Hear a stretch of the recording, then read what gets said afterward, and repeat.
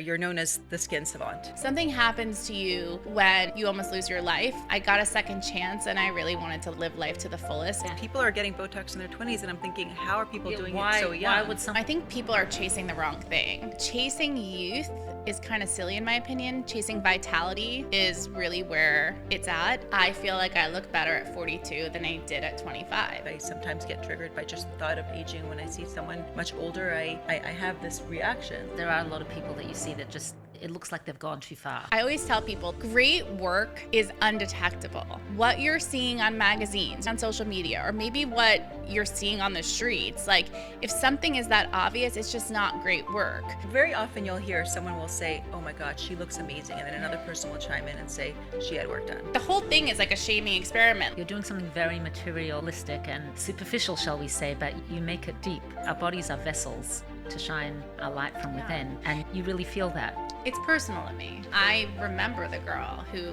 felt like her world was over when she looked not like herself. Welcome back to From the Inside Out. This episode is sponsored by Zlata Wigs.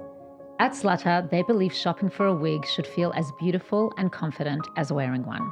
Their serene salon offers full attention, zero pressure, and in-house finishing, so you can take your time, ask questions, and simply explore what feels right. With hundreds of exceptional wigs from respected brands, plus innovative production that keeps quality high and prices mid-range, Zlata's makes exceptional the rule. And from February 1st through the 10th, Zlata's is hosting their annual sale along with the launch of their new Israeli wig line. This sponsorship, I think, ties in really well with our guest today. As a religious woman wearing a wig, it is a very holy experience. And we are having a conversation about skin, which is very physical. The point is to use the physical to elevate it for the spiritual. Known as a skin savant, Amy Peterson is a renowned esthetician and newly minted beauty founder with the launch of her skincare line, Lennox and 16. With over 2 decades of experience and a cult following in Miami, Amy is celebrated for her result-driven, high-tech approach to skin health. A trusted voice in the industry, she serves on the New Beauty Brain Trust and is a key opinion leader for several advanced technologies used in her clinic. You'll discover why Amy is the go-to expert for some of the world's most discerning faces. Enjoy the episode. Amy, welcome. Hi. So excited to be here. Yes, I'm so excited that you're here. Full disclosure, we've known each other for a long time. And I've had the pleasure to watch your growth, which has been so incredible. We started out, first time I came to you, you were in a little office right here on Harding, and now you have this magnificent practice. You've launched your own skincare line. Like, you have so much going on, and it's just amazing to have watched and witnessed, and how much you know about skincare, but also how much wisdom you have. And so can't wait to jump in and share all of your wisdom and knowledge with our listeners. So let's start with what brought you here. You're known as the Skin Savant, Amy Peterson. How did you get that name, and what's the story behind it? I'm so glad you're bringing this up. So in 2020, when I opened the practice, this amazing editor, Lewis, I woke up to an article on January 2nd and it said The Skin Savant, and he had interviewed me something and he came up with that title.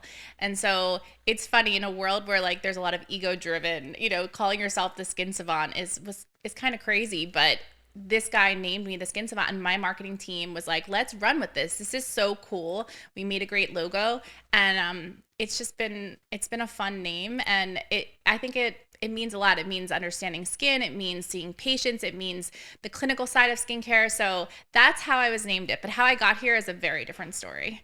I think as a little girl, I always loved skincare. I always watched my mom put on her makeup. I've always looked at people. I found a lot of beauty in that. When I was in college, I was actually in a really bad car accident. I was walking across the street as a pedestrian, and an impaired driver hit me, kept going, hit 2 other kids. So I spent my freshman year at University of Maryland shock trauma. There was a lot going on with that, multiple surgeries. I was left with 49 inches of scarring. And as a young 18-year-old girl, your appearance is everything. You put a lot of weight into that category. So after a lot of rehab and different things, learning how to walk again, I just kept looking at my scars. They were like such an identifying mark of who I was. And I didn't really want that. So I wanted to fix the outward appearance. And that's kind of around 2003. It's when like Botox was on the market. The first lasers were on the market, CO2. No one really talked about doing it, but people were doing it. And so that's what piqued my interest. So it was my journey to fix the outside really piqued my interest into it.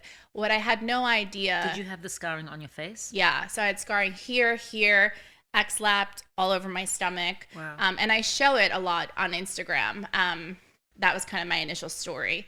That's what piqued my interest. But it's interesting because what that accident did for me, like from an inside perspective, and when you go through something like that, like I don't know, it was an inside job and an outside job.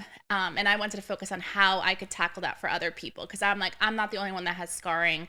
Obviously this was like an accident related, but plenty of people have surgical scarring and other things as well. Wow. So it was inside and outside. You wanted to figure out how to heal your actual scars, but also how to heal internally from knowing that you have these scars, and to also be able to, be okay with what happened. I feel like it's, two different things. Yeah, it's crazy looking back on it. People are always like, oh my God, I'm so sorry. And I'm like, oh my God, it was a part of my journey. Like, I am so grateful for that experience. I'm so grateful that I was on the receiving end of that. I think it'd be much harder to be the one who did that to somebody else.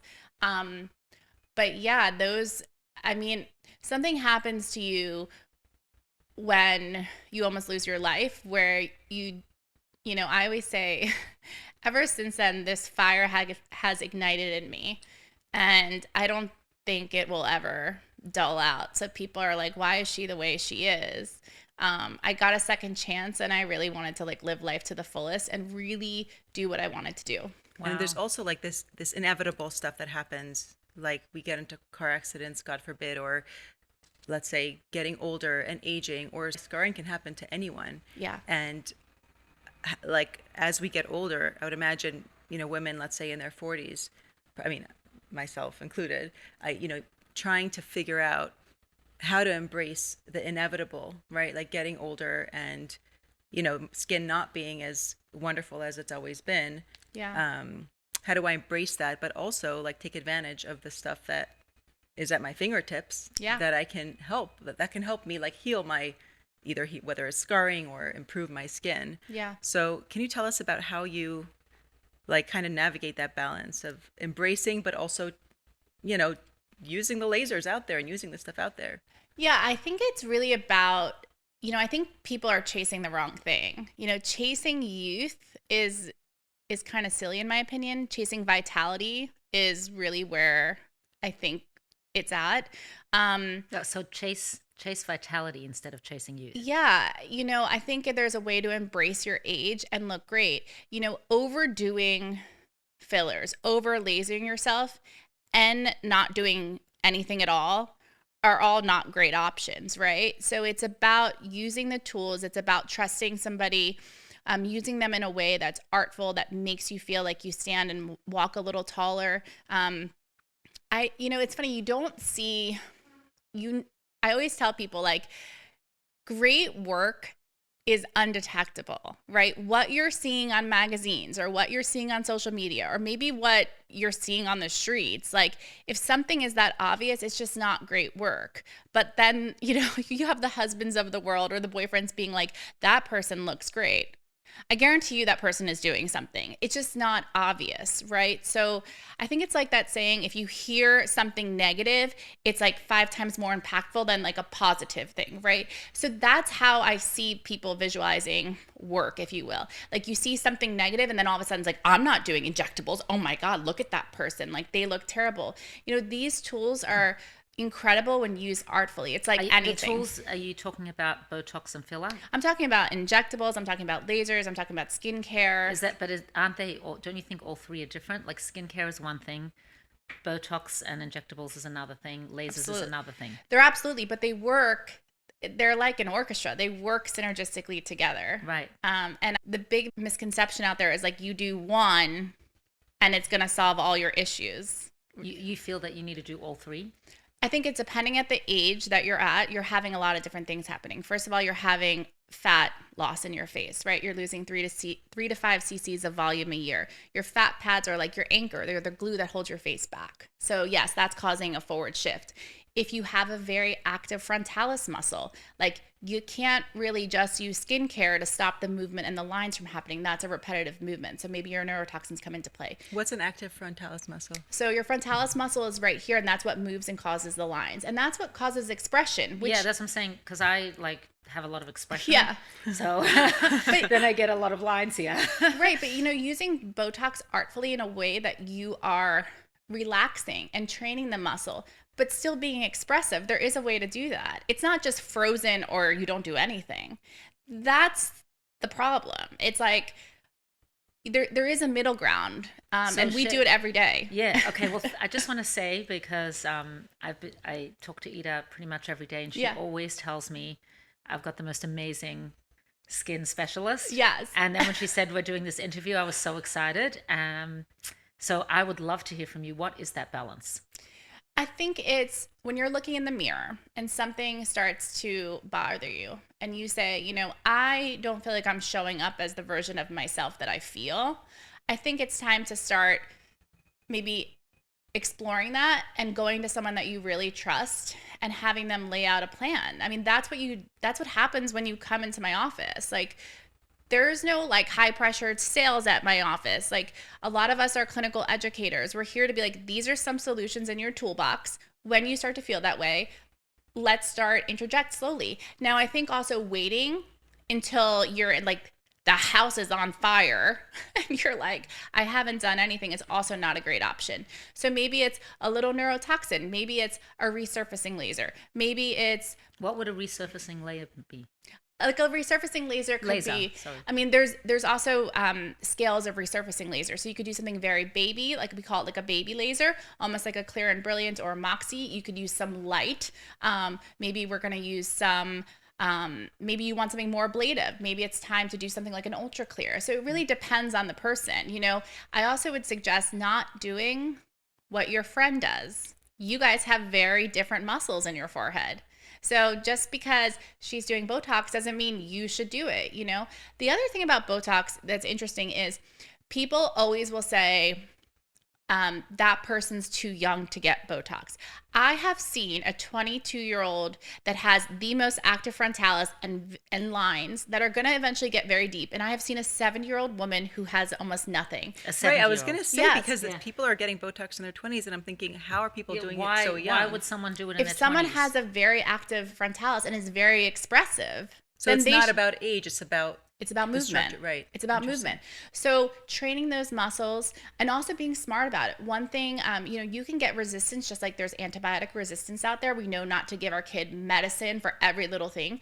You can get resistance if you start so young, if you're not switching up your neurotoxins. So these are all things behind the scenes that the practice should be doing to guide you in a way. Mm-hmm. Maybe you're younger, you have a really active frontalis, you want to soften those lines, and you're just softening them. It's not like you're erasing expression. Like, Botox does not equal frozen. And by the way, nothing is Botox's fault. Nothing is Renuva's fault. Nothing. It's really the injector, the expert behind it. It's the person that is It's the person that's doing it. It's the person that's trained to do it. Right. You said you shouldn't wait till it's too late. It's also hard to judge because sometimes people are very hard on themselves. Right. They may actually just really be looking great, and they're getting anxious about, I don't want to age. I want to go do something right away. How do you know if it's the right thing to do? I don't think that any of these things can replace something. There's a void on the inside. So I think there's plenty of people that are trying to replace that void with buying clothes, buying bags, doing lasers, doing injectables. So I think it's really important to go someplace that you really trust. I mean, I have been known in everyone in my practice to be like, absolutely not. We are not doing that. You look amazing. Mm-hmm. Have a great day. You've told Oh, people absolutely. that. Yeah. Because at my practice, the guiding principle It's very basic. A lot of what I would say are guiding principles to me are things that we all probably learned when we were young. We just forget. It's like we go into business or do something else and like, let's just change these guiding principles, which I just don't. And for me, you can ask anyone at my office blindly and they'll tell you the same thing. We treat everyone like our mom or our most favorite person. It happens to be my mom, the person that I would want to roll out the red carpet, the person who if she's in Maryland right now and she walked into an office, I would want someone to care about her as much as I care about her and treating her. I wouldn't want her to be overdone. I would want her to get the right recommendations. I would want her to get the right follow-up. I wouldn't want anyone to take advantage of her. That's what we do at my practice. So if you're doing that, right, you're going to have a great outcome because I hate to say it, but you're not going to screw the person that you love the most. I think Well, not everybody has that attitude. they don't, but That's why I think trust is so important. that's why trust is important. And, I built a practice on the second story of an unmarked building. That was on purpose. And I did that because it's word of mouth referral. We're super busy. We have the most amazing clientele, but that was because of doing a lot of 120% on repeat and caring that much about each of those patients. People will remember the way you treat them. They may forget a lot, but they'll remember that. Yeah. And it's really important. I think that there's a lot of misalignment with it's different. Like people are chasing something. Usually they're looking for a solution. And I think it's really important to, address that in a very honest, caring way. Right. And unfortunately in any business, not just aesthetics, Right. people can misconstrue that into sales and to other things. I never built this for a P&L. In fact, my husband can attest that I cried when I had to do a P&L statement. I cried actually walking in front here. I was like, I don't want to do this. I just want to do what I love. The business side came after. And now, believe me, I know it's important. But if that's why you're building an aesthetics practice, if that's why you're going into that, I don't feel like you're going to have a very long-lasting career Right. or If that's the intention behind if it. that's the intention to make Right. money, you should probably do something Right. else. You're doing that aspect because you want to spread Yeah. the healing. Yeah. And of course you have to in order to make run it a into a business, you business. have to Right. you have to do some of these things, which luckily I learned and I'm very good at Yeah. now, but it wasn't the number one reason. I mean, Right. I love skin. I've been fascinated. I worked in plastics for 10 years. I'm just fascinated by how it works. And I took a very deep dive into every device, into every laser. Right. Like if you came into my office, not only would I recommend what I think, but I would also tell you why you shouldn't do other things or why I Right. wouldn't recommend them. I can't wait to come. Yeah, one thing actually I remember is I was telling you about the products I use. It was a couple years ago, and I was telling you that I use this Skin Ceuticals, vitamin C, and then you said, "Oh, that's no longer like what it used to be. Like it's not, Oh. it used to be like the thing, and I feel like a lot of people are probably still using it Yeah, today I use that it's. vitamin C thing. But then you said it got bought by another company, and they haven't really adapted or improved the formula. Well, sometimes these companies can get acquired by bigger companies. That's the normal momentum that happens. But with the vitamin C in particular, it's not even just skin ceuticals. What it is that we know today vitamin C is oxidized very easily. So every time you're opening your bottle, air is getting in there, and that's not great for vitamin C. So when I created Lennox yeah. and 16th, the preservationist, I did 2 forms of stabilized vitamin C in an airtight bottle. So when every time you wanna pump show it the out, air. there's no air that hits it. Oh, Right. wow. So, and I was so Do thrilled you because use I this? had been using this vitamin C Skin Ceuticals for years. Yeah. And then I was still telling use Amy it. about it, and Yeah. then she said about the oxidization, like how it oxidizes, and I Yeah. had no idea. Right. And so now I use this one, which I love it. I really It's love it. I'm also wondering, like, if a lot of people say, I've been using this cream for years and years, it works. Would you recommend that? Meaning, like, should you switch up your regimen? Like, should I always be using this for many years, or do you think that it's Not necessarily. your skin like adapt and maybe you need something a little different? So Yeah. your body is very smart, as we know. It can do all of these amazing things and heal. It also is always trying to reach homeostasis. So the best way I can describe this, and sometimes people notice this with hair care more than skin care. I don't know why it's so obvious, but you'll be using this like amazing shampoo or dry shampoo, and then all of a sudden, like, it's not good it's not anymore. as effective. You're like, what happened? Or makeup sometimes. Like, Yeah. you're like, my foundation, this was amazing. I'm obsessed with this. And now you're like, I don't know. Your skin maybe will secrete more oils. Your hair will. Things will happen. So it is good to trick your skin up. What's not good is switching your skincare up every week or 2 weeks. I mean, you need to have some consistency. I believe these two products that I created from Lennox and 16th, I knew we lived in a world that like demands immediate like results. Like we cannot wait for anything. So I wanted these to be super effective and mimic like what in-office treatments. I wanted people to feel their skin change in 2 weeks. And that's like everyone will kill me for saying that, my marketing, my PR team, like everyone did. But I have gone on record on New Beauty and everything. And like, if you don't notice a difference in your skin in 2 weeks, I don't feel like I've done my job.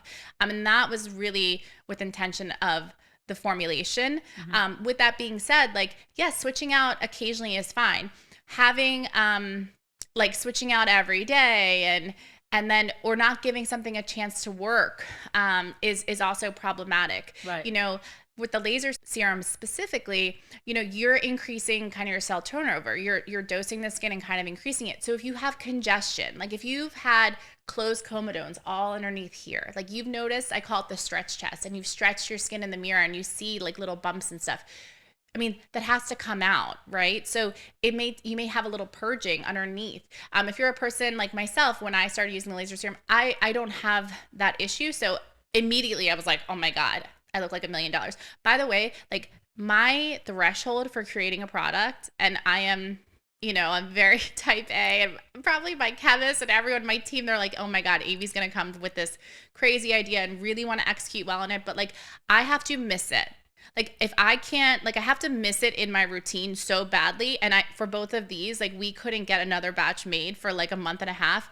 And me, my sister, the people that I trust, I had probably 5 different skin types that we were doing, different people that were super reactive. And they were all like, I get texts right now about Soft Landing, which is launching. Like, when is it coming? And I'm like, Friday, I think we're hoping. So you want to create something that like you really miss in your routine.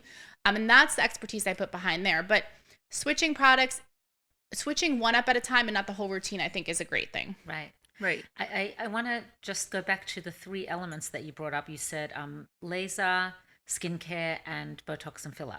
So I have a couple of questions. The Botox and filler, you know, there's short-term happiness and long-term happiness. So sometimes we want to do something that just makes us instantly happy.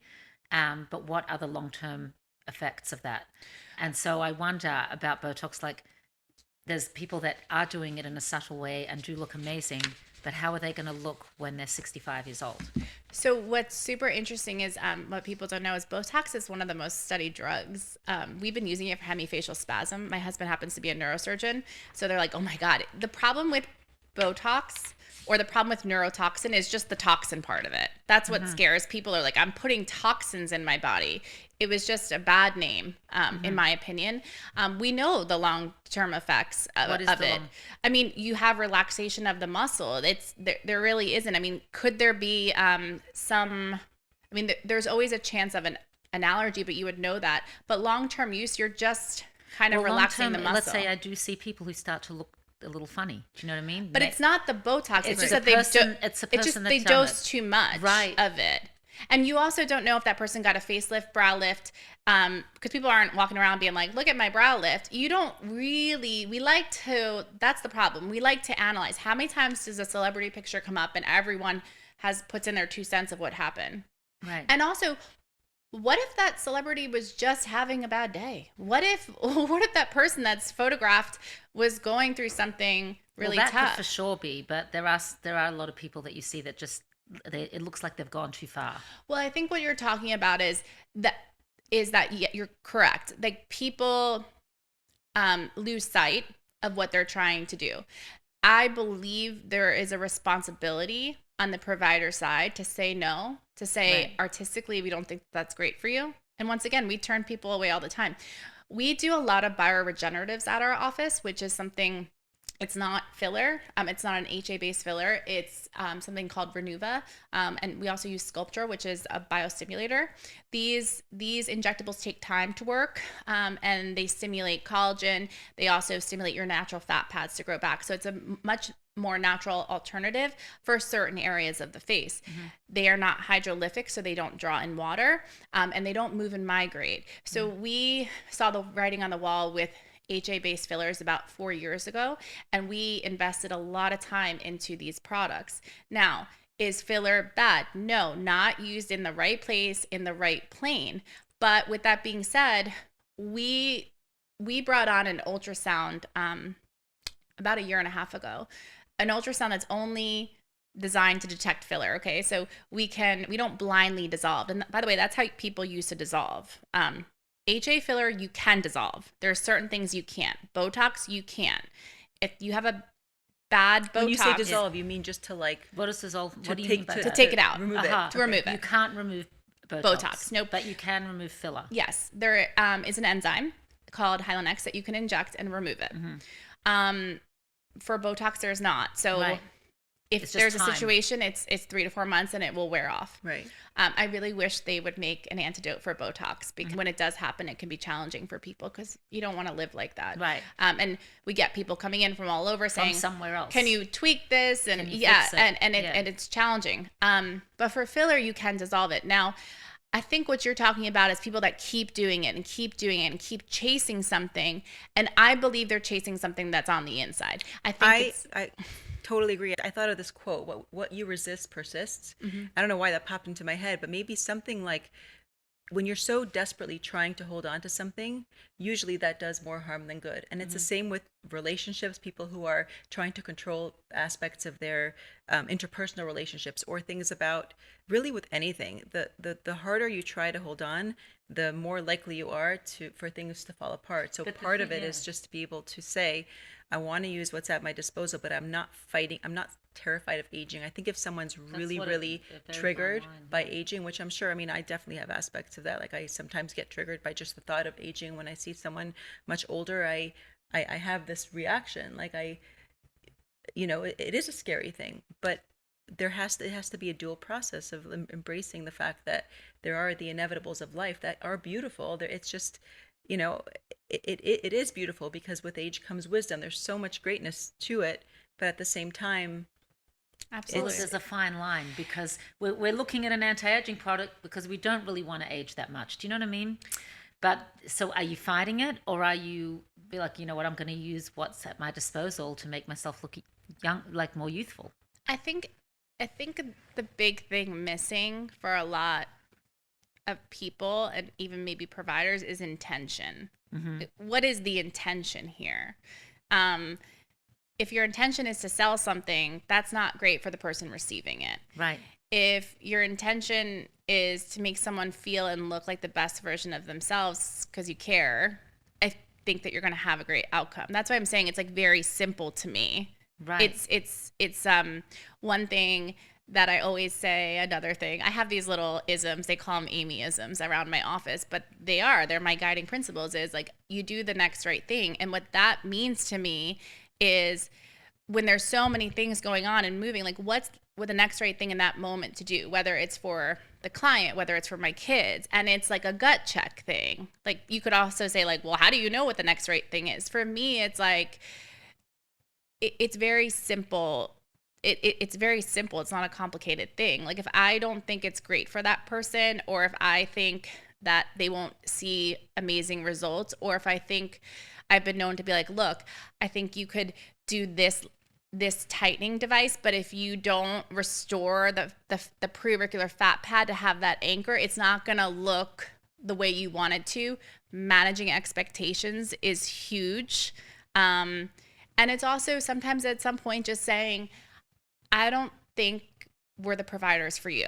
Right. And to be honest with you, to each his own. Like, Right. if you want to look like that, and that's where you feel like you are fierce, and maybe to most people it's overdone or overfilled, great. It's just not something that we'll do at my practice, because at the end of the day, people are walking around, and that's a reflection of me, and that's not the reflection of how we operate in our artistic view on aesthetics. Right. Does that make sense? So it's Yeah. kind of like, Yeah, it's just totally. It's, I like the managing expectations part, because you have people who come in and maybe want more than they probably should do, and the people who want less than they maybe well, I don't know if should is the right word, but I know from my own experience, like I always want minimum downtime. Like I can't handle too much downtime, but maximum results. I'm sure I'm not the only one. People come in, they say, well, give me the most you can for like the least amount of I don't know, downtime, financial, yeah. Yeah, but to do tightening or to do the Botox or any of these things, it's because the person wants to look more youthful. Right, because we all want to look great, healthy, and youthful. I mean, I have to be honest with you. I feel like I look better at 42 than I did at 25. Right. Do I think that is multifaceted? Absolutely. Do I think there's a confidence that comes? Like, I think I was going to say it's from the inside. there's a big inside, but I also I have all of this at my disposal. I mean, I do own it, like all of it. I'm not in my chair all the time. It's very, I have a little plan that I do every year.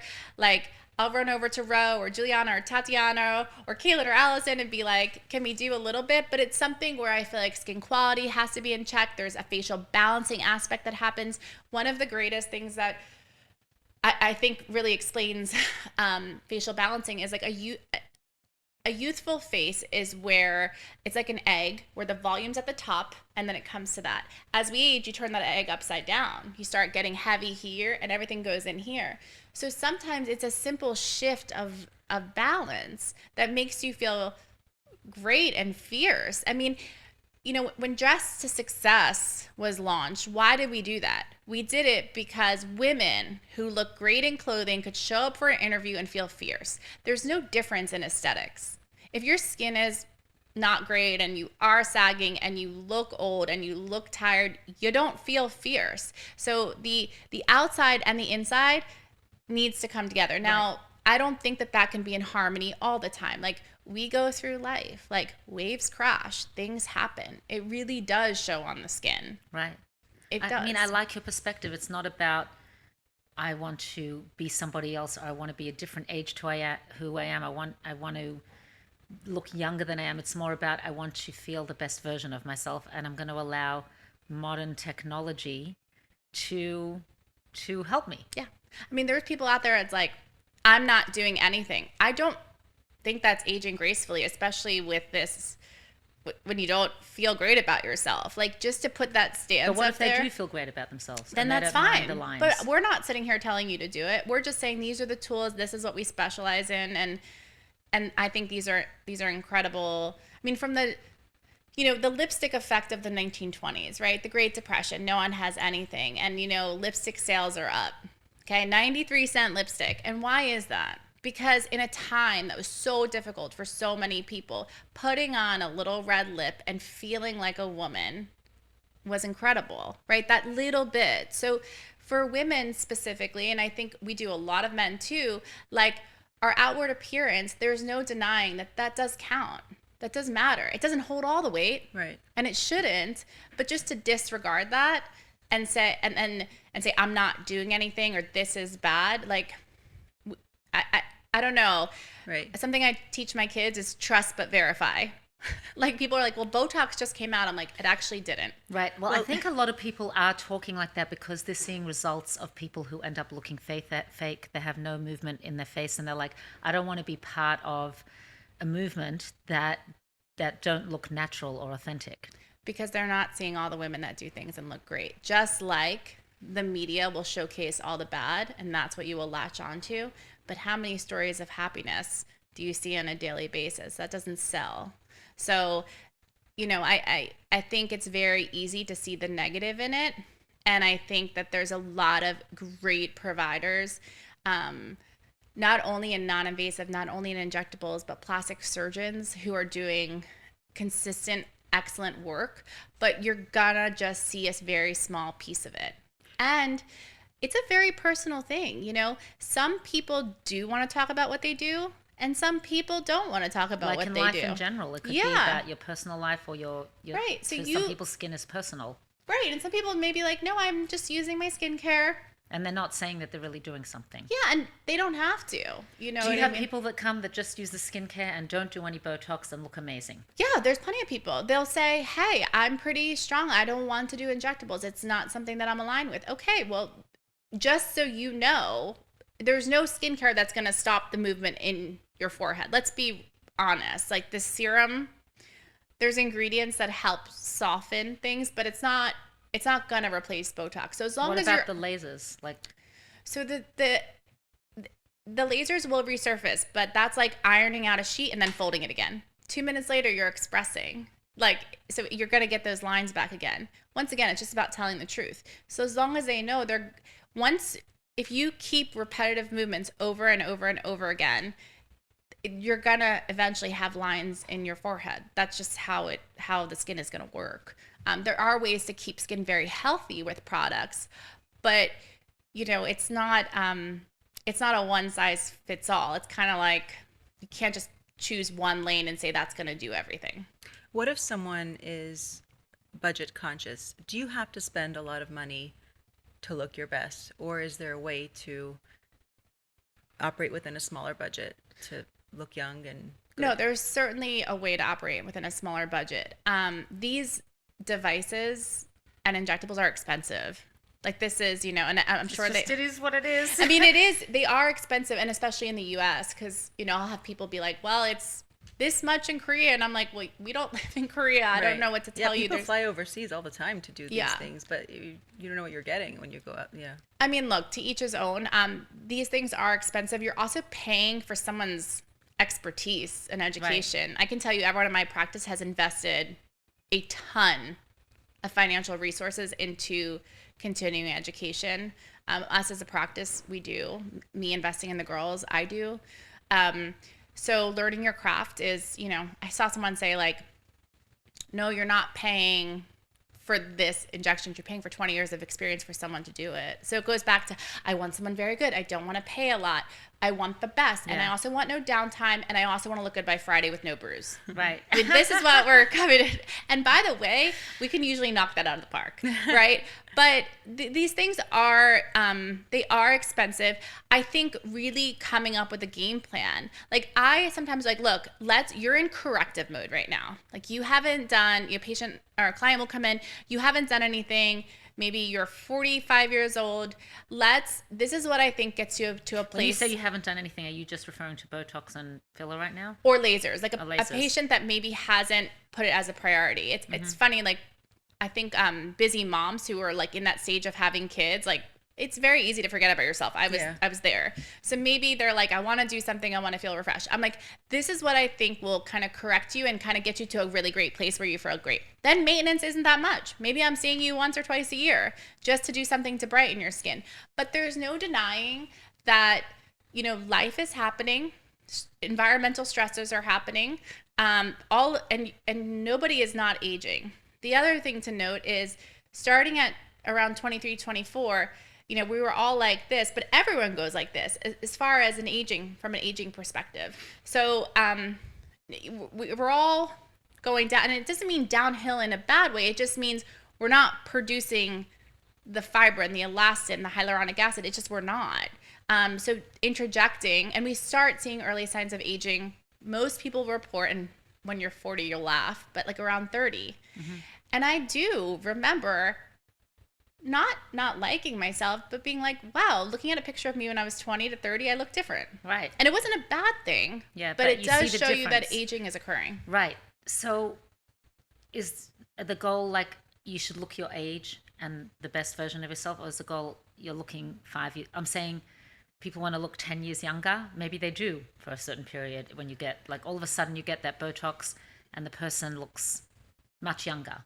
I think that's a loaded question because I'm just trying to like. You're trying to understand. Trying to understand, and also like that person that says I'm not doing Botox because they're like, I'm embracing my age. Do you know what I mean? But that's fine. Yeah. But there just may not be a person that's going to do Botox. Right. But I'm saying I'm just trying to get to the goal. Like I'm saying the goal is, I want to look 5 years younger, or I'm just trying to look my age and just. I want to be the best version of myself. So let's say we're talking about personality development. Like I definitely have my deficiencies with my personality. It's like I know I'm never going to be perfect, but I need to work with what I have to be the best version of myself. I feel like for me with my skin, it's the same thing. Like I know I'm acne prone. I know, it's interesting. I saw this this interview about aging, but with regards to dementia, and this psychologist was saying that as people get older, they start to believe they're more forgetful because of age. And then that actually leads to them becoming more forgetful because it's already on their mind. Whereas if you look back to when this person was in their 20s, how often did they forget their keys? Did they forget this? They forget that? But they weren't actively thinking about how often they forget. It just like as you get older, you become more conscious, and then it becomes more like front and center. And then you become more insecure about it. And then that can lead to actually more issues. So with aging, it's like as we get older, I mean, of course we're all aging, but I think I wasn't noticing any of that in my 20s and 30s, but I was aging in my 20s and 30s too. Now suddenly it's like more scary. I mean, I've learned to embrace it, but let's say I didn't learn to embrace it. I feel like that constantly thinking about, oh, I'm aging, that actually will make me age faster. That actually contributes to more aging. Does that make sense? But what is your answer to the loaded question? What I think is that everyone is very individualized, and and so I think there's a lot of shaming around people that do it. Like the whole thing is like a shaming experiment. Like that person wants, what is wrong with someone wanting to look refreshed or 5 years younger? Like, and also it maybe it's not just 5 years younger. Maybe that time period was great in their life, but I think it's very different. I also think that a woman that was 40 in 1970 looks very different than a woman that's 40 in 2025. So when I'm saying it's a loaded question, I'm saying like with technology, we're all chasing the best version of ourselves. Right. We want to feel and look our best. We've had 25 or 50 years of like amazing things happening, even for like our hair, for everything else. So using these tools thoughtfully is just the way to do it. Right. It's actually making me think, even I was just having this discussion last night with a few women, that today's generation were much more self-aware and have tools to grow emotionally and work on ourselves. 1,000%. And, you know, when you see, they say, oh, it's inevitable when you get older, all your flaws are just going to be exaggerated. Mm-hmm. And I like to think, no, we can change ourselves. Why do we have to be more flawed as we get older? I feel like our generation has more tools to actually change that. I'm hoping. So maybe it's the same thing with your skin. That's very interesting, because there was a huge stigma, like even when I was growing up, about like mental, like no one had a therapist.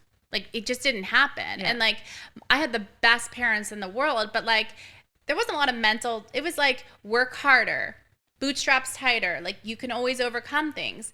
And in that period of time, even in 25 years, things are a lot different today. But no one's like judging our mental health and the more yoga and the more meditation. But we want to look. People are judging. I feel like there's a negative connotation to she had work done. Yeah, why do you think that is? But that's what I'm saying. People are judging the aesthetic portion. Right. I think there's a lot of jealousy.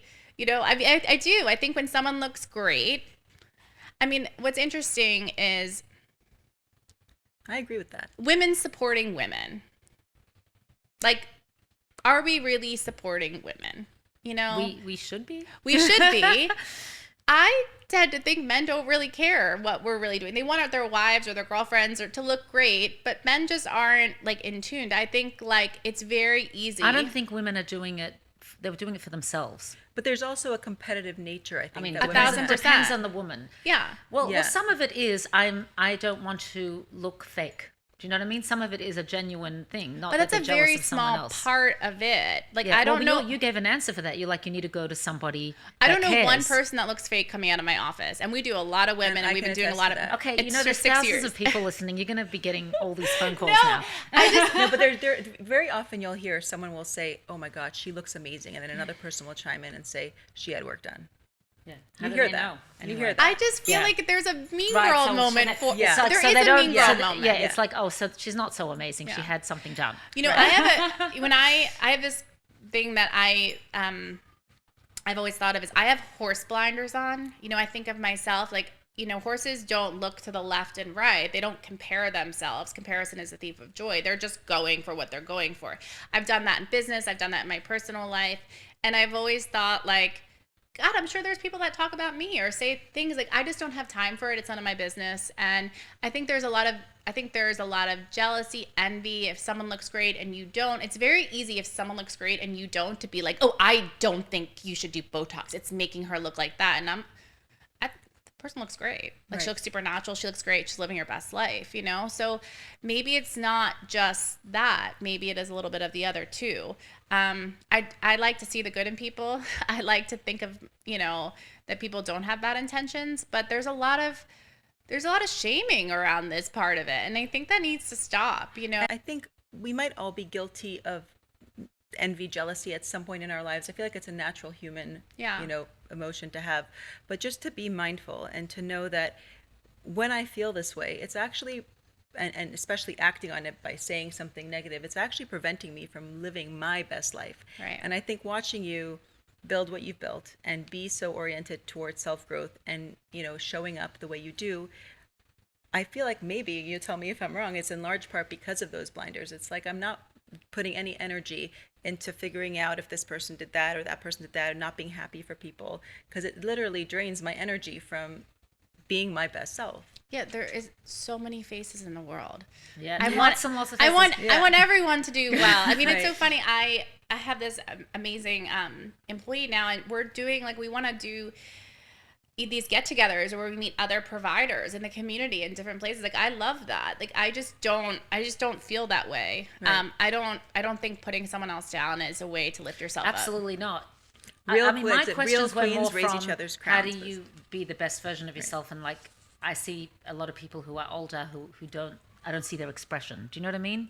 Yeah. Who have done it. And so, and I want to, like, I think it's so important to see a person's like glow and their expressions, but your like what your answer is, it's about the provider actually being genuine about what's good for that person. Yeah, and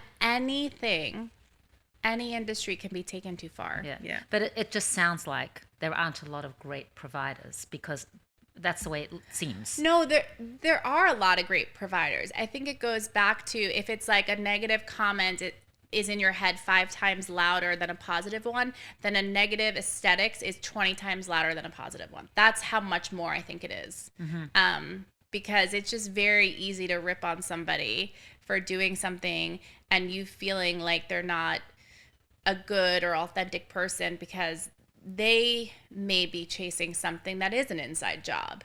I think it is important for the provider to kind of discern that to a degree. It's like Google reviews. Like, Yeah. you can have 1,000 good ones and you have one bad one. People are just kind of hyper laser focusing focused. on that. Yeah. So I don't know. I think we're in an age where you're using disposable income. It's very easy to be judgy, but no, I think there's excellent providers out there. I think, and it's also the receiver. Like, sometimes people are taking it too far. Like, they just become obsessed. yeah, I mean, listen, I'm sure you can find someone in this country to do anything to you. I'm pretty sure you can pay any dollar to do anything. I don't know if those people are doing that. I know that we actually dissolve a lot of filler at our practice. We do that a lot because we have this amazing ultrasound.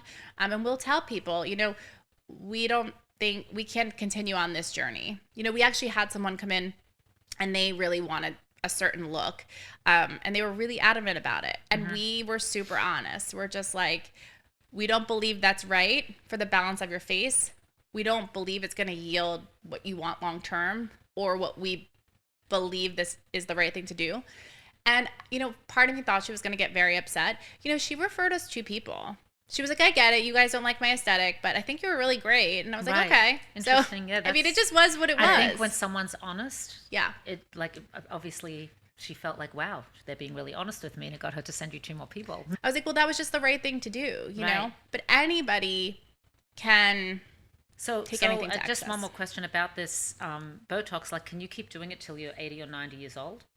So what we do at our practice is Botox typically lasts about 3 to 4 months. We typically rotate toxin. So because we don't want you to get resistance, and everyone is a little bit different. But yeah, you can definitely do it long term. That's what you actually need to do. Right. We haven't gotten in today's world yet to a 90-year-old who has been doing Botox. Do you know what I mean? Well, maybe. I don't think Well, how long has it been? It's been around for a long time. Oh, The biggest thing is resistance. It stopped working. So when you have something called hemifacial spasm, which is a medical condition when your muscles spasm in your face, eventually that can lead to paralysis of your face if you don't get it treated surgically in some cases.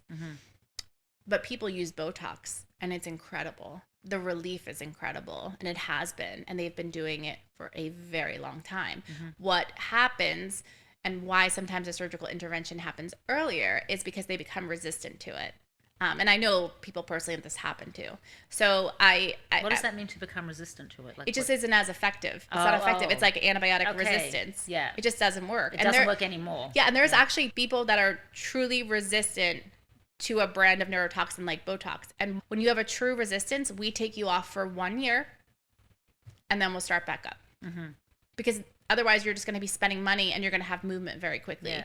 But at our practice, like I said, we rotate because each one is a little bit different. The spread is a little bit different, and it keeps, even when you come in and you're a new patient, we'll say, what toxin did you do last time?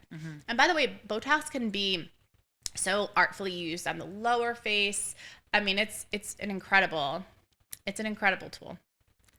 One of the things I like about your practice is that you have so many different options for things to do. Like you have a lot of different devices. I feel like some other offices might have like one or two, and that's one that they kind of try to use. Obviously, it's all they have. But I'm just curious to know what your, I know it's individual, like you mentioned, depends on the person and what they need. But what are your personal favorites, or like things that you think, let's say top 3, are the most effective that you recommend?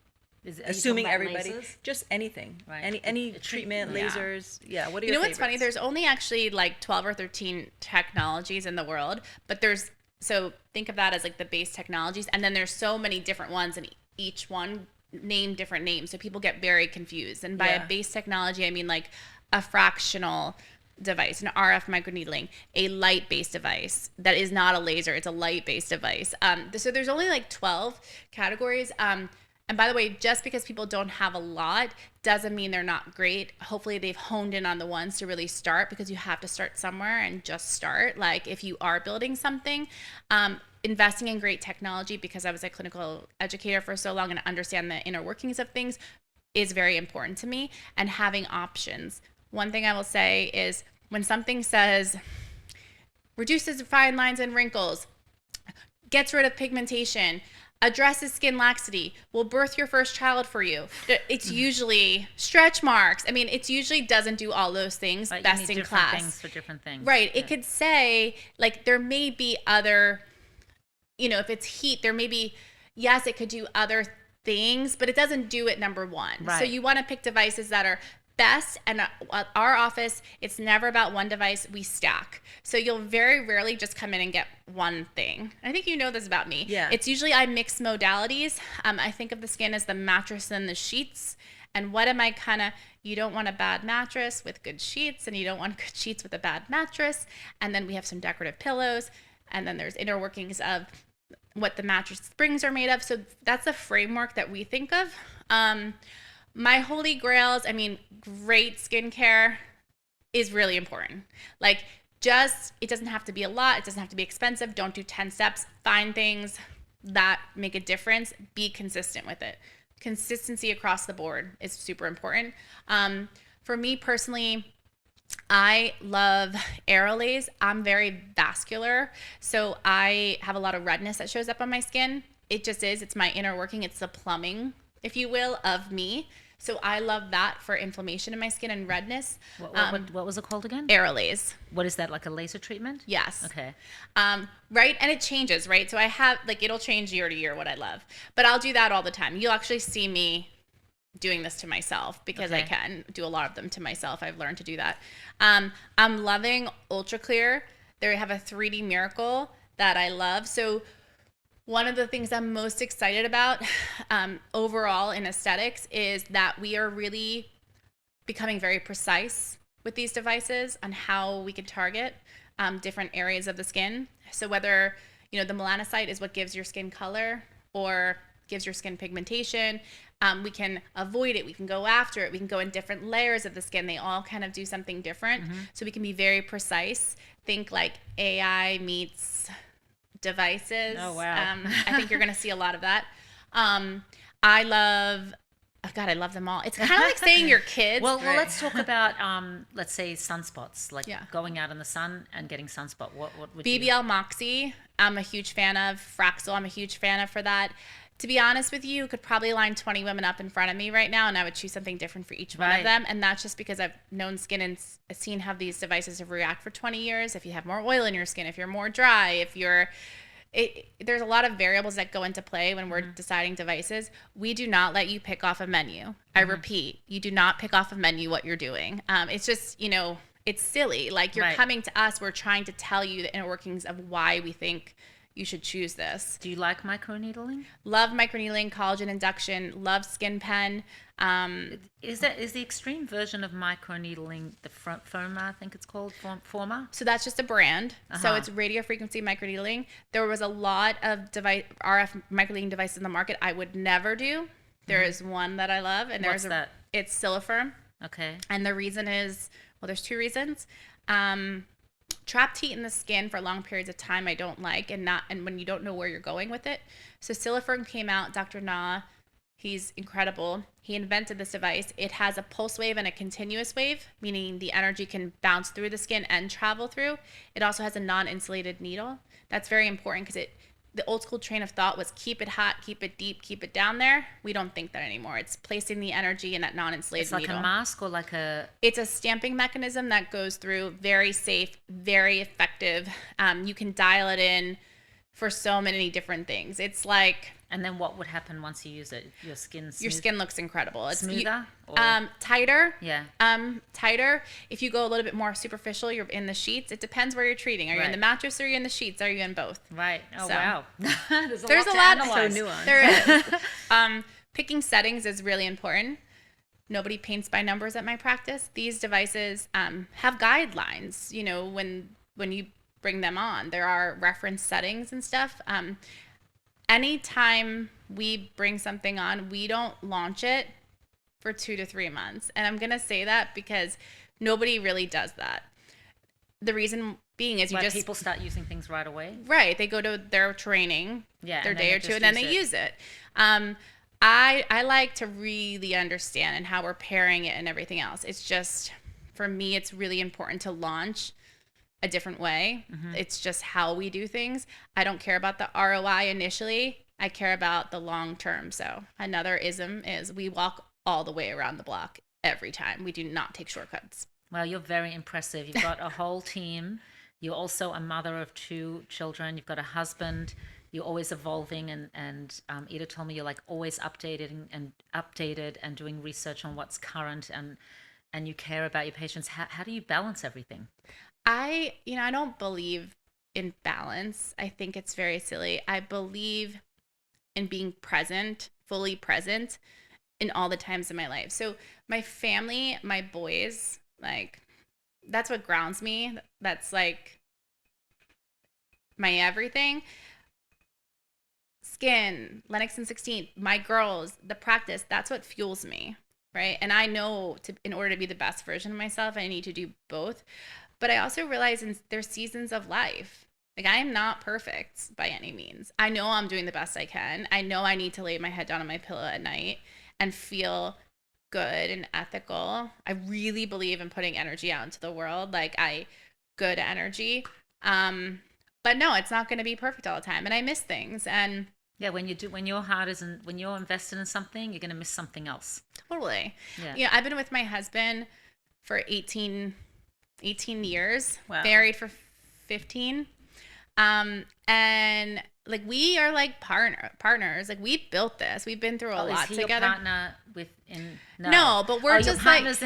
We're just we're just each other's biggest fans. Yeah. And like, we, when he was in residency, he's a neurosurgeon. Like, there was a lot that I had to give, a lot of sacrifices, a lot of 2 years long distance. I mean, I was pregnant by myself in Seattle, meaning like he wasn't there. He was in Miami. Like, we've always just been like this. Like, we're building this beautiful life together, and like, we're both willing to take a front seat, to take a back seat, to be hanging off the car. I mean, Right. sometimes it's wild. Our boys do come first. They know that. But, and I certainly have the mom guilt. I mean, I don't know who doesn't. But when I really think about it and try to get to my truth, I think my boys one day are going to be like, my mom was a badass. And she was there, she was there for Oh my God, a you're gonna lot. make me cry. No, she tried. My mom wanted to do these things and she wanted to be happy. And I had the best mom ever. I'm one of 5 kids. My mom was an ER nurse. She was a school nurse. She had 5 kids. I don't ever remember her missing anything. Like, Wow. I had the best childhood, but she couldn't be at everything, she couldn't. But, it takes a village. And I think, like, I don't know. I feel blessed. I feel like my kids feel very loved. I feel like they think it's cool what I'm doing, and I think they think it's cool what my husband does. And I don't know, when I'm not, I will say right now, probably what suffers the most is like my personal life a little bit. You mean like going out for coffee and Yeah. yeah. Well, there's seasons for that too. Yeah. There is. Yeah. It's also like this might like you're fueled by what you do, Yeah. and sometimes that's more meaningful. That fuels you more than not doing that.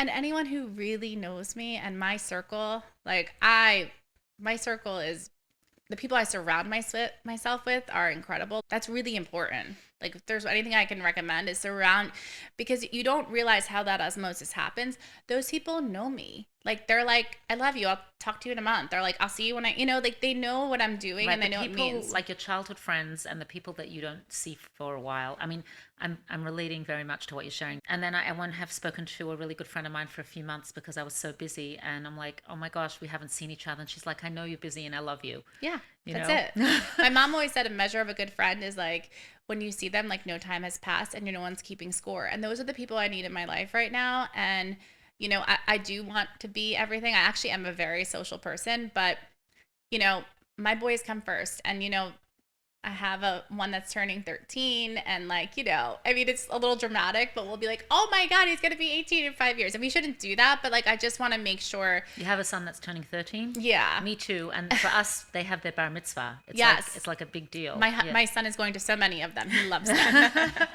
It is a big deal. Are you Christian or I'm Catholic. Catholic? So do you do anything does spirituality mean a lot to you?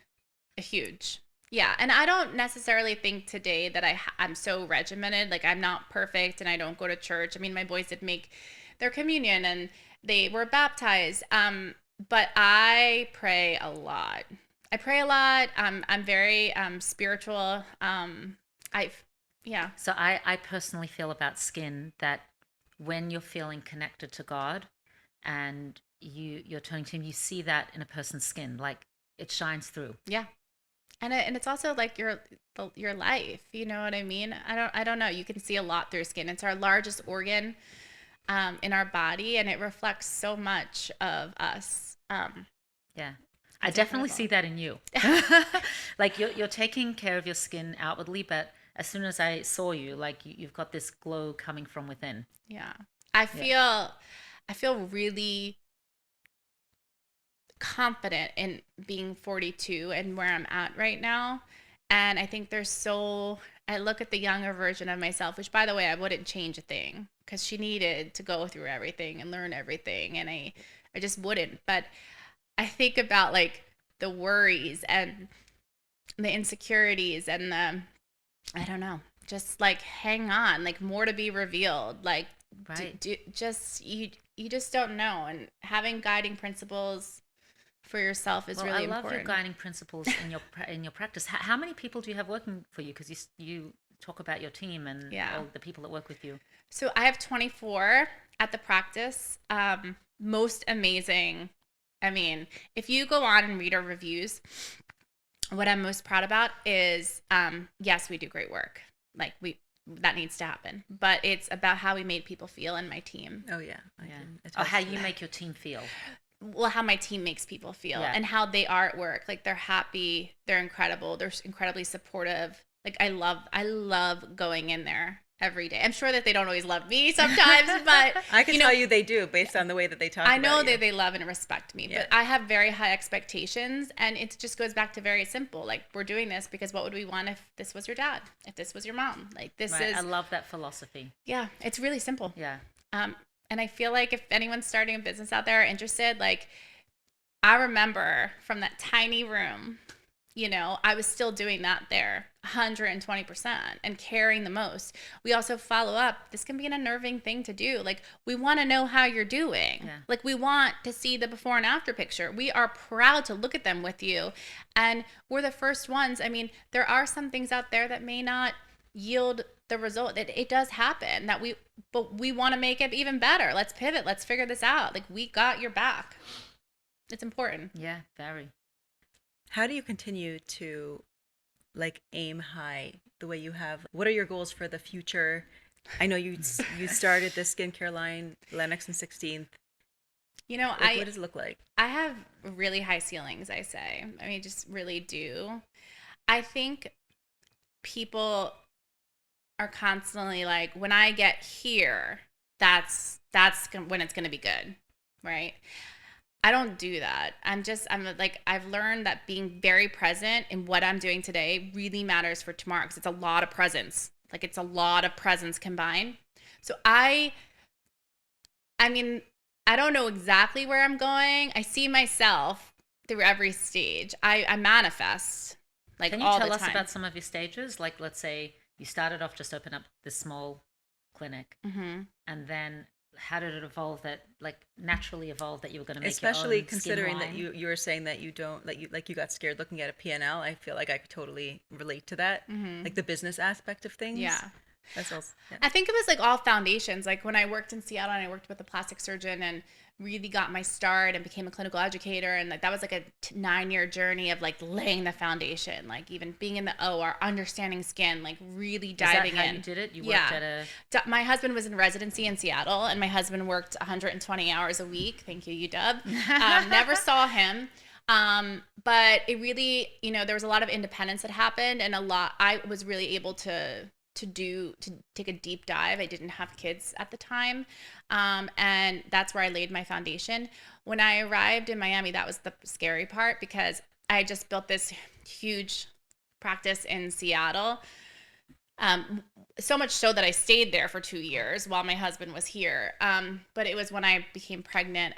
I moved here 2 weeks after I had my son in Seattle. And that was probably one of the most challenging times of my life, because, you know, you leave this city that you love, you all these friends that you made in your 20s, you have a brand new baby, your mom, and you leave this practice that you love. I mean, I love that. Like, I love this. I've always felt like anything I do, it's my own. Like, that's just the way I go into anything. Like, So how did you navigate that transition of you know, moving? I think it was tough. I mean, I look back on that, and that was just a really tough time. I mean, I was always trying to meet people, to do things. But what I really understood deeply at that time is, like, you know, even though I could not work and could do these things, that's just not my wiring. It's just not who I am. I love building. I love creating. There's an artistic approach. There's something. So that's when I went back to training, and I started doing a little bit with my son here, and I was training offices in Miami. And I just came home one day and said, I know I can do this, and I know it's missing. And people thought I was crazy. They're like, Miami's saturated. And I was like, no. Like, and from that day, horse blinders have been on, and I built what I want. I built exactly what I want, down to the way the sheets feel, like down to the smell, down to maybe you're hungry and you want a bar or 3 different types of drinks. You do want me to follow up. Like, The heated tables, that's my favorite. Her what are they called? The bed? The higher dose mats. Yeah. I built everything that I want and that I want for someone else, because that is like an extension of me. That's my home. That's so inspiring, really. Yeah. Thank you. No, you know, you look back and you look at it, and it's funny. Like, I'm super grateful, but there's so much more that I want to do. And Yeah. I don't, you know, I definitely love this space. Well, now that you see that you've done what you wanted to do, you know you can do more. Yeah. I've always felt that, you know, I think just creating things that didn't exist the day before is something that's incredible. And my heart is really in Lennox and 16, these products. I mean, my heart's always at the practice, but this is a new avenue and it's new learnings, and it's so fun to create something that's a little different because I've been in the treatment room for so long. And not that Were I'm you still not nervous there. about starting a skincare line? Like, was that like a different new scary thing, or did it just come naturally to you? I mean, it came naturally because well, okay. Obviously the business and everything I mean, there's always fear, but I just really try to push that away from me. But it's interesting because I have watched people, consumers buy products for 20 years. I know everything about how they feel down to, I mean, I'm like a little, I've been sitting here having my own survey for 20 years. I don't know how I felt really confident in what I wanted to create. Right. And I think you are as good as your team, and as you expand, that's super important. And I have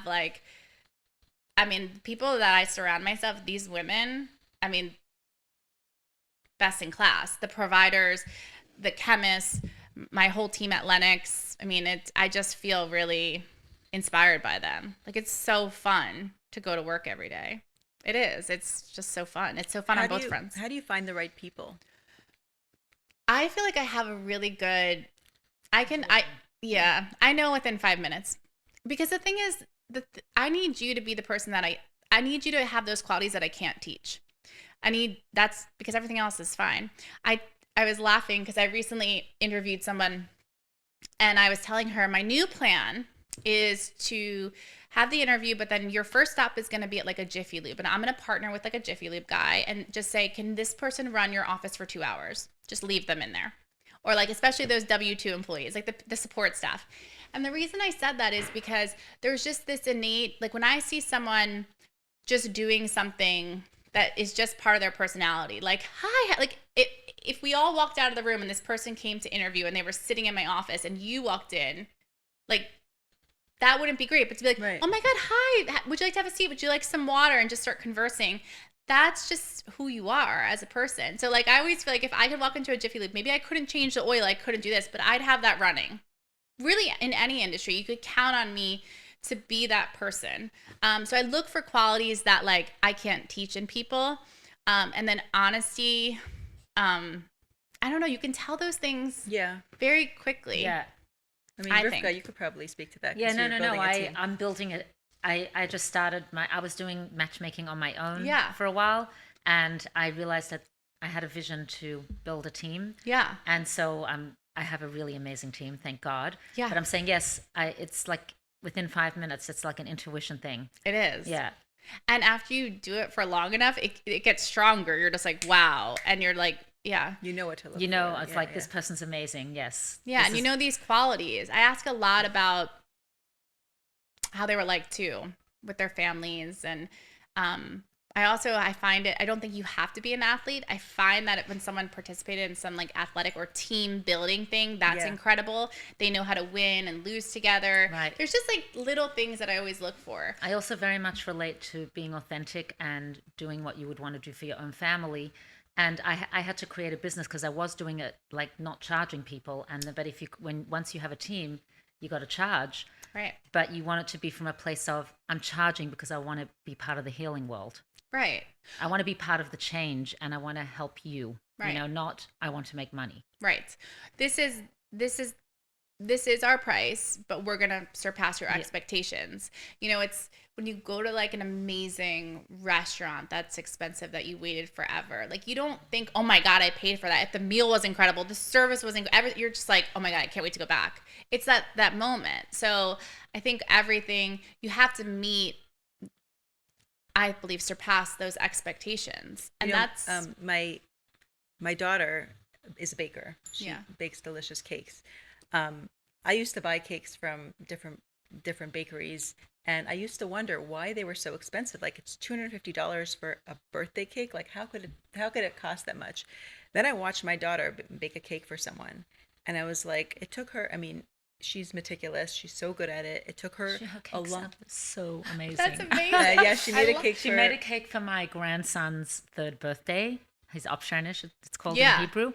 and it literally surpassed any cake that we've Oh my God. had. Well, we're obsessed with cakes because It's Just Cake. Like, my boys love that show, so Okay. they would probably, like, we always I'm think. telling you, it's because it's made with love. Yes. Well, but the point is that sometimes people don't understand the why time. they're paying for what Yeah, or they're quick to judge. Oh my gosh, that's so right, expensive. but That's what ridiculous. they don't, right, exactly. Yeah. So they don't understand like what actually, like you said, that the people that are working with you are people who've had years and huge investments and time and money to get to where they are, and that's what people are paying for. It's an investment. Yeah. So I feel like not everyone can afford it. That's true, and there's always other means and other options. But I just think to better understand why some of these treatments are pricier, I think it's important to remember that. Or we why don't see the whole going to picture. this person would be more expensive. Right. Yeah, and I mean, like, look, I think there's rising costs. Like, I mean, obviously, like, all of the things that you're seeing at the supermarket, like, they affect all over. Like, there's been price increases, like, 4 or 5 times in the last 2 years. Things are much more expensive today They than are. they were. But, I also think that there is a point that it gets out of hand. I mean, I know people are charging $300,000 or $400,000 for a facelift. And I think that that's, for Right, me, there's different reason. Right. Yeah, I think that it gets into a different place. For me personally. Right. And it's also geographical, but I certainly, there's no reason to be the most expensive. But there's a lot of, like I said, you're not picking from a menu. Right. Like, and you're also not seeing all the other before and after and additives and everything else. That's another thing I really don't like is add-ons. It drives me, like, when you're sitting there, like, getting a facial and someone's like, would you like to do this add-on? It just doesn't feel good. Right. Like, I don't want to pay more. Like, why can't we just have the whole thing? I'd rather just know up front. So we really don't do add-ons. Like, we have this small menu of, like, very little, but I don't even like it. If something doesn't even require, like, some treatments require, like, a series to see a result.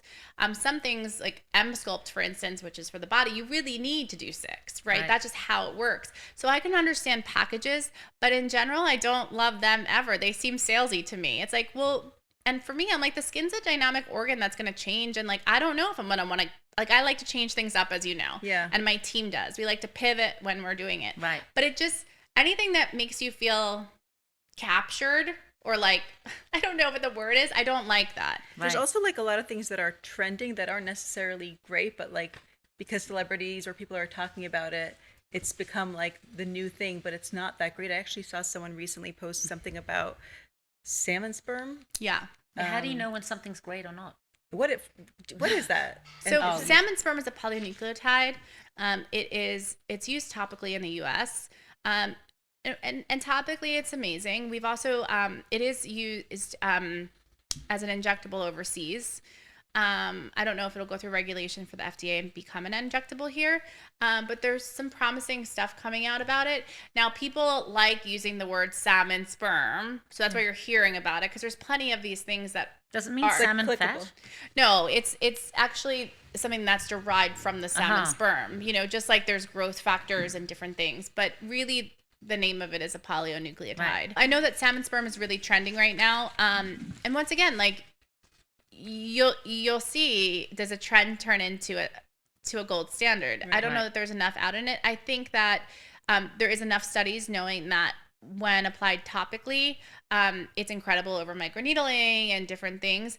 And we are seeing a lot, and we talk to a lot of people, a lot of different physicians studying it, and they're seeing really promising things overseas. So you haven't used it yet? We do use it topically, but it's not like, oh my God, your life is going to change because of it. That's the problem with marketing. Right. Life changing. Right. So, like, when you're looking at creams, what would you say is the top thing to look for?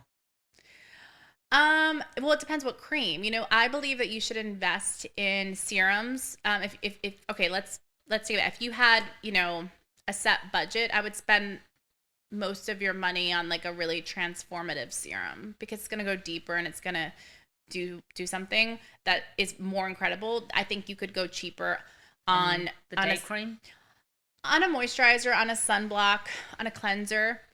I'm sure there's plenty of cleansers out there that are less expensive that can make you feel clean. That's really important, what your skin likes. It's interesting. The reason I did 50 mLs and I get this all the time, which makes me so happy. It's like some text messages, like just, it was the point. So it makes me feel good that people see that. They're like, I got the laser treatment. It's lasted me so long. Yeah. I've had this for a while. I did the 50 ml because I remember, it's little moments. I remember there was a couple of school teachers that I was treating in Seattle. They were great clients of mine. They're like, Amy, like, I love this, but I just wish it lasts longer. Like, I'm willing to invest it. And it was a different product at the time. I think it was CE Ferulic, and it was $187. It just feels like it doesn't last as long. So while we are coming out with travel, because that's very important, it's a big bottle. The typical bottle is 30 mLs. I did 50 because I wanted more value. There's all these little things that are in that people don't even know about. Even the packaging, like, I made it darker so sunlight doesn't get in. And brown is the chicest color ever, in my opinion. Yeah. So that really great packaging. But what's one of the best ingredients in a serum that you can get? I don't think there's one. I think that right now you should be not chasing trends. You should be gold standard is, your vitamin C, your peptides, your niacinamide, your growth factors. These are all great things to look for in a vitamin C. Resveratrol. These are things that we know for a long time that work really well. And you put on a serum morning and night. So my routine right now is I cleanse in the morning, shower. I use the Preservationist. I use Soft Landing. I use the SPF. And then that vitamin C would be great for you because it's a 1. And where could people? What does a 1 mean? It's a one-stop shop because that is your vitamin C, your firming peptides, your vegan exosomes, and your moisturizer all in one, and it makes you glow. So yes, if you're in a much colder environment in New York, you may want to use Soft Landing as a little bit more, but it's very simple. I try to really simplify. There's only 3 SKUs, which is okay. I'm sold. Yes, you're using it. Where could someone get it? Right now you can buy on lennoxand16th.com. You can, of course, get it at my practice and select practices across the U.S. And we are launching on Moda Operandi, or we have launched already on Moda Operandi, which is very exciting. Amazing. I have a question from the beginning. How did you heal your scars? Oh, lasers, topicals. I mean, I am, Because you don't have any scars. Yeah, well, it took a lot of work. I do have them. They're there. That's the thing to know. Like, scars will never fully go away. It's about improving them. That's the same way you should look at skin or aging or anything. It's never like 100% a race. Yes. Unless you, can I tell you, I was thinking about your scars, and unless you have a righteous person's blessing, a miracle from God. My father-in-law, have you heard of the Lubavitcher Rebbe? No. He was a Chabad, have you heard of the Chabad movement? Yeah. He was the leader of the Chabad movement, and a righteous man and very connected to God. And now he's passed away. He's a conduit for, there's the Ohel where people go to pray, where his resting place. And it's a conduit for us to Hashem to beseech on our behalf. To God, and in his lifetime, he gave over many, many, many teachings for us to learn from the Torah, like the deeper dimension to Torah. Okay. And he gave people many blessings, people who couldn't have children to have children, people who were very sick, who doctors could not help, who recovered. And my father-in-law was his secretary. Wow. And there were 3 secretaries. He was one of them, and he also was a driver. And he would drive him to the resting place of his father-in-law, who he would go to pray to on people's behalf. And one of the times there was a fire. It was cold and there was a fire, and it got caught on my father-in-law, and he had to roll himself in the snow, and he actually ended up in hospital and with severe burns. And the doctors told him that he's going to have scars and they don't see how he can heal. And the Rebbe gave him a blessing that he won't have any scars, and he has the most beautiful skin. He's 92. He is 92, and I feel funny saying it because he's like a holy man with like this skin of like a 30-year-old. I mean, it's just flawless. I have to show you a picture. No, I have chills. I mean, look, these things. Yeah, it's. These things can happen. Miracles. I don't know. I wanted to share with you a holy story about scars. I think that's incredible. No, listen. I even think I am a miracle for what happened to me. You know what I mean? And people are God, always, God helped you. yeah. Yeah. Even my husband, who is a neurosurgeon, and he's like, let me look at I want to see your scan from back. I'm like, my head was fine. I mean, like, there were so many protective things spiritually that happened to me during that time. And seriously, it really does. You know, I have a poem and that it's framed in my office, and I think you've seen it before. It's The Most Beautiful People by Elizabeth Kubler-Ross, and it's so impactful for me because it's not about what people think beauty is. It's the people that go through things. It's what you make of it and how you come out. And so it's an inside and an outside thing. I don't know what else to say. I mean, it's also that, you say you create new things, and it says in the Torah, there's nothing new under the sun. So God provides us with the elements, but then you're going and putting them together and creating these beautiful things with the gifts that God has given us. Yeah, and I love it. Like I feel so lucky. I feel like I have the coolest job, the greatest job in the world, and I get to be around amazing people all the time. Oh, I feel it. I'm glad because it's the truth. Yeah, well, the truth, we all feel the truth, Yeah. What is one of the biggest lessons your work has taught you about success, about beauty? Oh gosh. Or self-worth? I don't know. I think there's so many lessons. The human experience is unlike anything else. It really is. And it's so multifaceted. And, we're born here with nothing and we leave with nothing. And it's about how we treat people, how we touch people's lives. And there's so many different components of it. Listen, I love all the creams. I love all the potions. I love all the lasers. I love the Renuva. I love everything. But, I love people first. And I've had a privilege to meet incredible people and do a lot of beauty on the inside. And I also get to spend a lot of time with these people and learn about them and who they are. So it's just taught me so much. There's just a deep gratitude for being in the position that I'm in.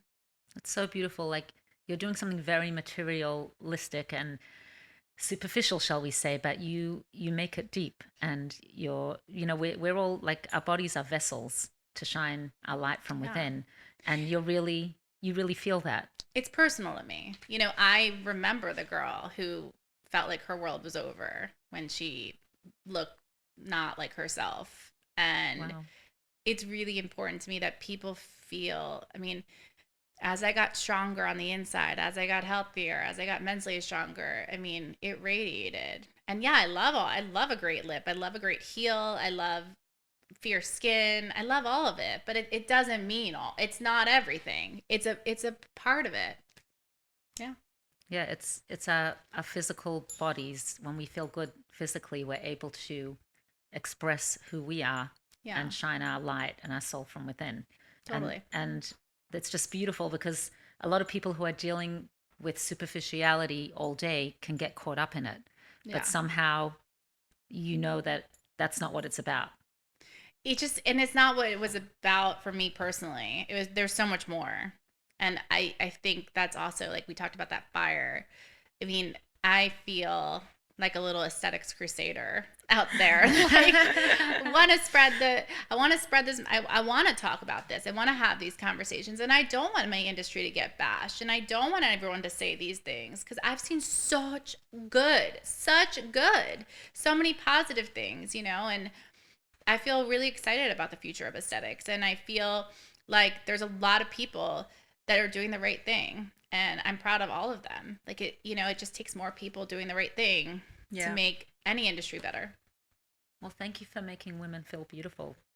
Thank you for having me. This was so fun. Oh my God, this was amazing. This was such a great conversation. So we always end with a favorite quote or a parting message that resonates with you for all our listeners to hear.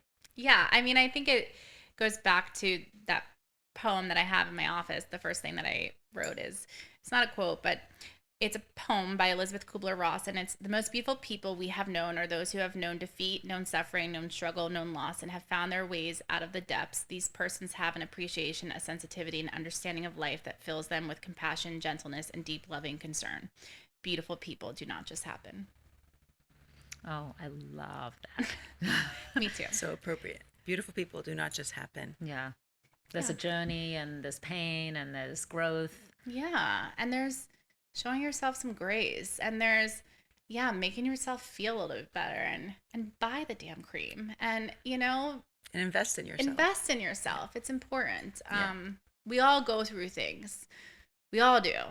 You know, we may be seeing a lot of highlight reels, but we all go through things. And I think just, you know, being a good person, being good to others, and doing a lot of the next right things. Yeah. And knowing that, like, you buying that cream, that doesn't make you superficial when your intention is to be the best version of yourself. Yeah, and also let's stop like worrying so much about what other people think. If you want the cream, buy the cream. Like if you like seriously, Yeah, like yeah. if you want the cream, buy the cream. If you want the great shoe, buy the great shoe. You know, this is your life, and you know, I think it's important that let's stop letting other people define what is okay for us. So, you know how I was sharing with you about the deeper dimension to Torah? The philosophy is that our bodies are vessels to shine our light. Yeah, And so we need to take care of them. 1,000%. This- Yeah. Get the trainer, buy the cream, get your hair done. Just do it. Just do it. Do yeah. what makes you happy, Yeah. you know? And you don't put it above all else. You don't make it the focus. You make it a piece of a Yeah. beautiful life. And I think it will be great there. Amazing. That's the Beautiful. secret. Thank you for your Thank you. beautiful Thank you. message from the inside out. Yeah, thank you. It was so fun, girls.